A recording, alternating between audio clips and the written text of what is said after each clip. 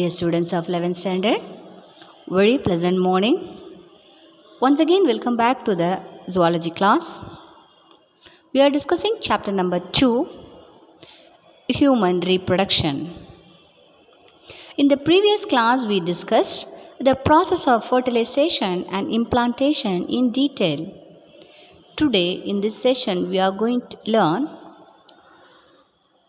how the pregnancy is maintained as well as the embryonic development in the uterus under the heading Maintenance of Pregnancy and Embryonic Development. Now let us see what is happening to the zygote after implantation in the uterus. The inner cell mass in the blastula is differentiated into epiblast and hypoblast. The epiblast is the embryonic ectoderm and hypoblast is the embryonic endoderm. The cells remaining in between the ectoderm and endoderm. Here it is the ectoderm and this is the endoderm. The cells between the ectoderm and endoderm is known as mesoderm. Here the mesoderm is represented by yellow color. Thus, the transformation of the blastocyst into a gastrula with the three primary germ layers. Here you can see the three primary germ layers. By the movement of the blastomeres is called gastrulation. What is gastrulation? The transformation of blastocyst into a gastrula by the movement of blastomeres is known as gastrulation. During gastrulation, the three germ layers ectoderm, endoderm as well as the mesoderm are formed. Each germ layer gives rise to specific tissues, organs and organ systems during organogenesis.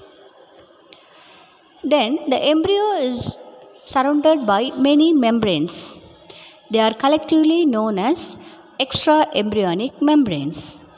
They are amnion, yolk sac, allantois and chorion. These layers protect the embryo as shown here. Here you can see all the membranes. Okay, that is amnion, chorion, allantois and yolk sac. They protect the embryo as well as they are used for various purposes. What are the various uses of these membranes? Now let us see. These membranes protect the embryo from desiccation, absorbing mechanical shock as well as absorption of nutrients and gas exchange. The amnion is a double-layered structure as well as translucent membrane filled with a fluid called amniotic fluid. It provides a buoyant environment to protect the developing embryo from injury, regulates the temperature of the fetus and provides a medium in which the fetus can move. The yolk sac forms a part of the gut. Gut means digestive system and is the source of the earliest blood cells and blood vessels. The allantois forms a small outpocketing of embryonic tissue at the caudal end. Caudal end means tail region of the yolk sac. It is the structural base for the umbilical cord. Here you can see the umbilical cord that links the embryo to the placenta and ultimately it becomes part of the urinary bladder. The chorion is the outermost membrane which encloses the embryo and all other membranes and also helps in the formation of the placenta. The trophoblast cells in the blastocyst send out several finger-like projections called chorionic villi. Here you can see the chorionic villi. These are called chorionic villi.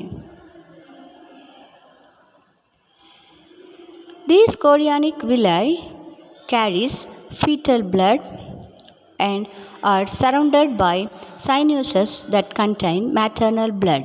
Maternal blood means blood of the mother.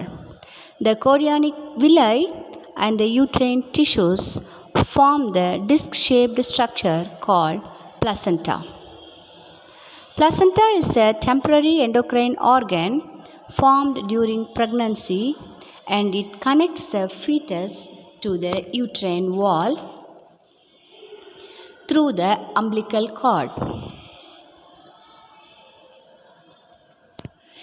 It is the organ by which the nutritive, respiratory as well as excretory functions are facilitated. The embryo's heart develops during the 4th week of pregnancy and circulates blood through the umbilical cord and placenta as well as through its own tissues. The primary germ layers. Here you can see the primary germ layers. The primary germ layers serve as the primitive tissues from which all body organs develop. The ectoderm gives rise to the central nervous system, peripheral nervous system, epidermis and its derivatives, as well as mammary glands.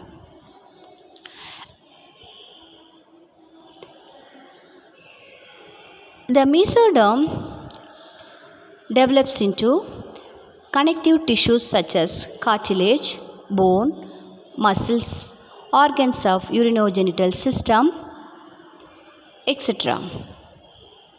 Next, the endodermal derivatives are